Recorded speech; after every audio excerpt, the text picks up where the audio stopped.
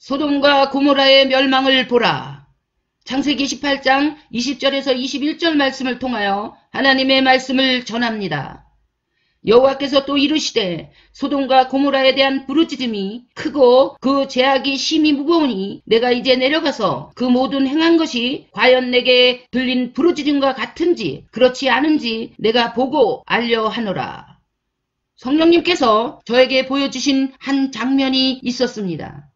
제가 많은 사람들이 모인 곳에서 매우 큰 소리로 소돔과 고모라의 멸망을 보라고 말씀을 전하고 있었는데 그곳에 많은 무리들이 저의 외침을 듣고 있는 것이었습니다.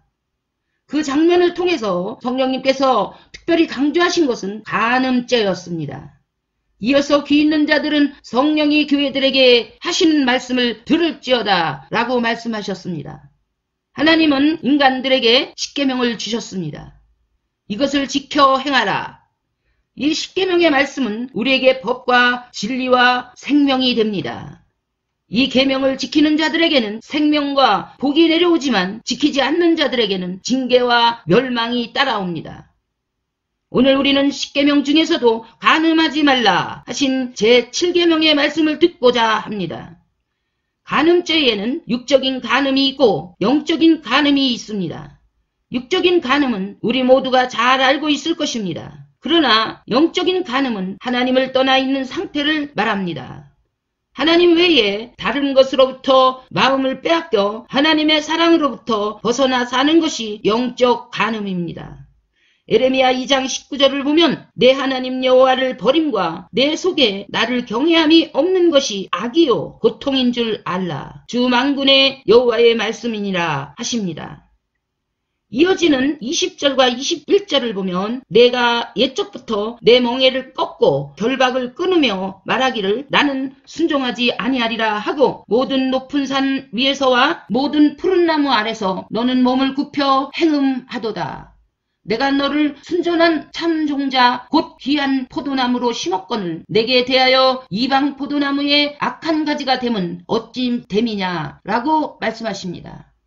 또한 3장 20절을 보면 그런데 이스라엘 족속이 마치 아내가 그의 남편을 속이고 떠나감같이 너희가 확실히 나를 속였느니라. 여호와의 말씀이니라.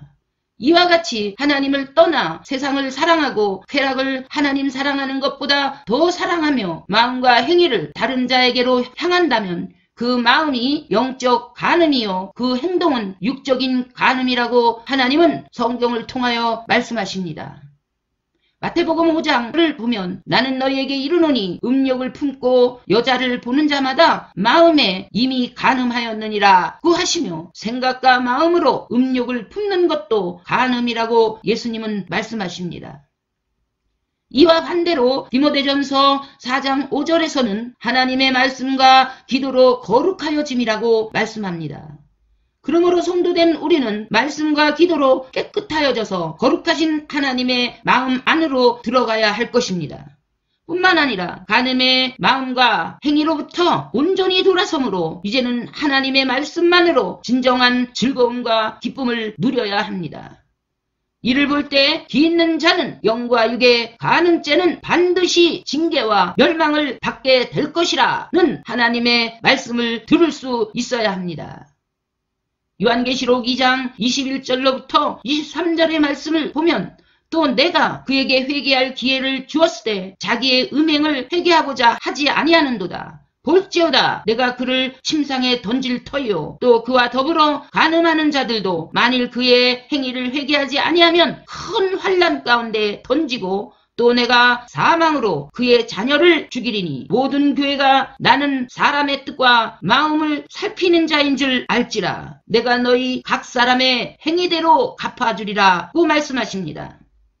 사랑하는 하나님을 떠나 다른 곳에 마음을 두며 처음 사랑이 식어지고 마음이 점점 굳어지게 되는 것이 하나님의 마음을 괴롭게 하는 것입니다. 또한 이것이 하나님을 배반하는 행위입니다. 만일 서로 사랑하는 부부 중에 아내가 다른 남자에게 가버린다면 남편의 마음이 얼마나 아프겠습니까? 성경의 역사를 보면 하나님은 간음죄를 무섭게 다루십니다. 두아디라 교회에 나타나신 예수님은 간음죄에 대하여 회개하지 않는 자를 침상에 던져 누워 살게 할 것이고 멸망하게 하여 큰 환난 가운데 던질 것이며 자녀를 죽이는 것으로 징계한다고 하셨습니다. 주님께서 회개할 기회를 주실 때 우리는 진정으로 회개하여 그것에 합당한 열매를 맺어야 합니다. 너희 죄가 주홍 같을지라도 눈과 같이 희어질 것이요 진홍같이 붉을지라도 양털처럼 희게 하리라 고 하신 이사야 선지자의 말씀처럼 진정으로 회개할 때 하나님은 사랑받는 하나님의 자녀들로 우리를 회복시켜 주실 것입니다. 호세아서에서 말씀하시는 하나님은 간음한 여인을 죄 가운데서 불러내어 자기 아내로 삼으신 사랑과 긍휼이 많은 남편으로 나타나십니다. 이와 같이 하나님은 간음한 이스라엘 백성들에게 이러한 구원의 사건들을 통하여 여러 차례 회개의 기회를 주어서 용서하려 하셨습니다. 하지만 이스라엘은 그 하나님의 사랑으로부터 등을 돌리고 반복적으로 우상숭배와 음행을 하며 하나님을 배반하였습니다. 하나님의 계명은 법입니다. 올림픽에서 경주하는 자가 그 법대로 경주하지 않으면 메달을 받을 수 없듯이 성도된 우리도 하나님의 법을 따라서 살지 않으면 상을 받을 수 없습니다. 우리는 오직 우리의 죄를 위해서 십자가에서 대속 제물이 되어주신 예수 그리스도로 말미암아 우리의 모든 죄를 용서해 주시겠다고 하신 하나님의 그 크신 사랑을 믿어야만 합니다. 이제는 거룩하신 하나님의 말씀대로 살아가는 거룩한 하나님의 자녀들이 되어야 합니다. 소돔과 고모라는 하나님의 말씀을 거역하고 계명의 선을 크게 넘어버린 도시들이었습니다. 그 도시들은 심각한 동성애와 폭력의 죄악이 차고 넘쳐 하나님 앞에 크게 패역하였습니다. 하나님은 그 죄악의 도시들을 하늘의 불과 유황으로 심판하시기로 작정하셨습니다. 그때 믿음의 조상 아브라함은 소돔이 멸망받지 않도록 하나님 앞에서 기도하였습니다. 만일 소돔에서 의인 50명을 찾으신다면 멸망을 거두어 달라는 선처를 하나님께 구하였습니다. 하지만 소돔성 안에는 의인 10명도 남아있지 않았습니다. 결국 그들은 비같이 내리는 유황과 불에 덮여져 멸망을 받고 말았습니다. 소돔과 고모라의 궁극적인 멸망 원인은 하나님 앞에 회개하여 거룩하게 된 의인들이 없었다는 데 있습니다. 반면에 인류 역사상 가장 잔혹하고 음란하기로 유명했던 니느웨 사람들은 요나 선지자를 통해 들려지는 하나님의 심판의 말씀을 듣고서 곧바로 회개하였습니다.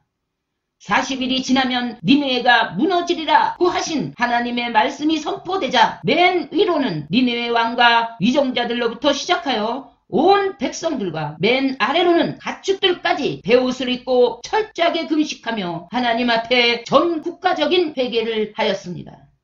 하나님께서는 진정으로 회개하는 니느웨 사람들을 용서해 주심으로 그들이 소돔과 고모라처럼 멸망받지 않게 하셨습니다. 성군 다윗은 밧세바 여인과 간음죄를 범했지만 나단 선지자를 통해 그 죄를 지적당했을 때 하나님 앞에서 눈물로 회개하여 죄 용서함을 받았습니다. 다윗도 우리와 같은 죄인이었지만 자신의 죄를 시인하여 하나님 앞으로 나아갔기에 성군이 될 수 있었습니다. 이와 같이 지금도 우리도 간음죄에 대한 성령님의 경고하심을 귀 기울여 들을 수 있어야만 합니다.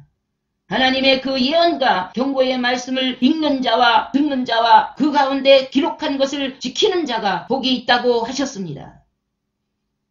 이 세상에서의 육신의 정욕과 안목의 정욕과 이 세상의 자랑으로부터 돌이켜 벗어난 자들은 하나님께서 준비하신 참 사랑과 진정한 평안의 품 안으로 들어가게 될 것입니다.